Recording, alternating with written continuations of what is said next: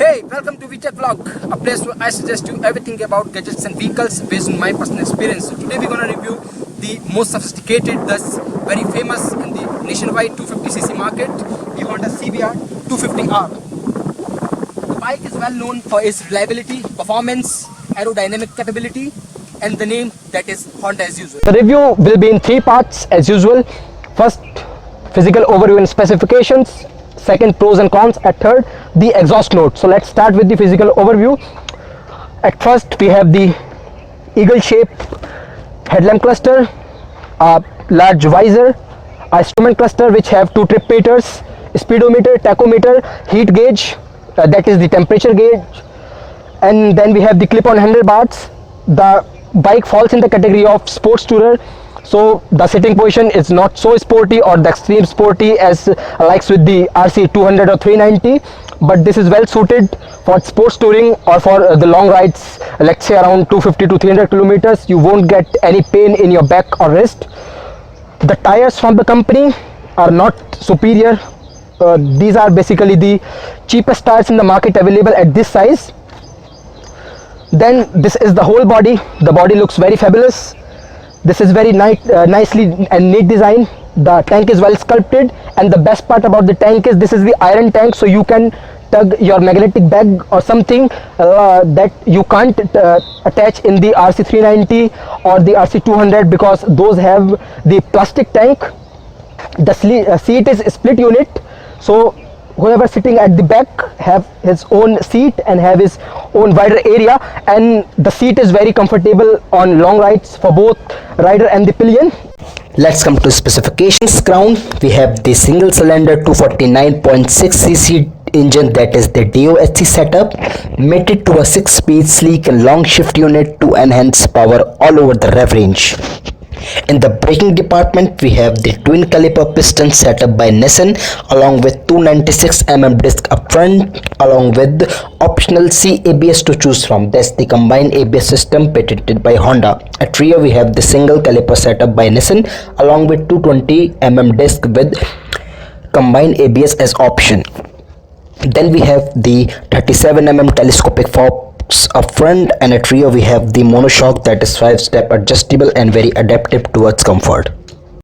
Along with the marginally sporty chassis, the total weight of the bike is 167 kgs, and with the full tank it goes up to 180 kgs because the fuel tank capacity is 13 liter in capacity along with the 2.5 liter reserve capacity.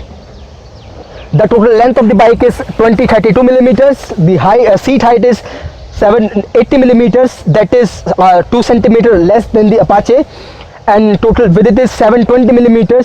As the seat height is towards the lower side, so even 5.4 feet guy can easily hop onto the bike without facing any issues. That makes this bike a perfect choice for ladies too.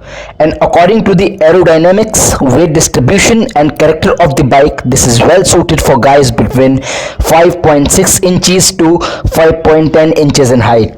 Beyond and below that point might be a tight choice. Ground clearance is 145 millimeters, which is not so great for the off-roading, but it will handle most of the rural condition roads very well. Now the wheel size, both the wheels are 17 inches, tubeless, radial tires at front. We have the 110/70 R17 at the rear. We have a beefy 140/70 R17 tire.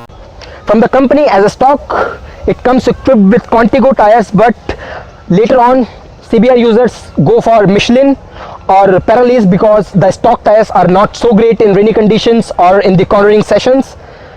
The dry grip is very superior, and for a normal user it would uplast to around 10,000 kilometers, and in the contrast with the Michelin or Pirellis, those have a slightly smaller lifespan. The overall fuel economy is around 32 to 33 in mixed condition. I mean 70% on the highway, 30% in the city.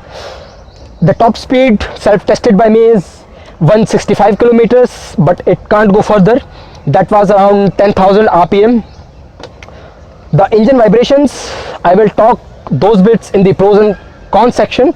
So now that was all about the specification. Now head up to the pros and cons. So at pros, at first we have the smoother power delivery all over the rev band At second, we have the Honda reliability, that is the Honda's engine are just bulletproof. At third, we have the sleek and long unit for the gear shifting. At third, we have the front brake unit, and the rear brake unit will come fall in the con section because the feedback from the rear is very low. In normal bikes, we do have a proportionate braking performance by both the front and the rear, that is around 70% from the front and 30% from the rear. But in the case with the CBR 250, we have around 10% in the rear section and 90% at the front. So the feedback for the front is like you are riding a Hayabusa, but from the rear it would be like a Hercules Rodeo, etc. Another pro would be the sitting position, as this is a sports tourer, not a supreme sports bike, but still you can duck in your hands and your chest and you can go further on a track. Now in the cons, the rear brake, as I told you earlier, the response is very low. No matter that was the Nissan or the Biber, but the feedback from the rear is very low, and that's because of the Honda tuning.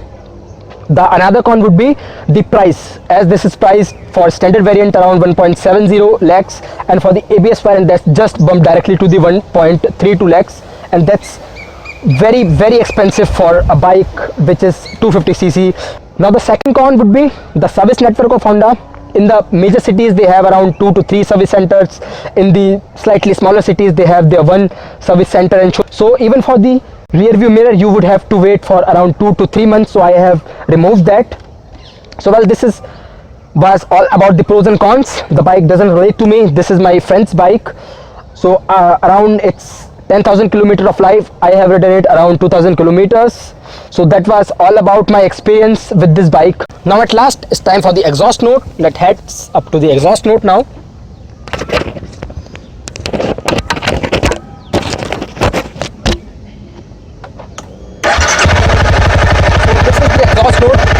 So this is the exhaust note at idle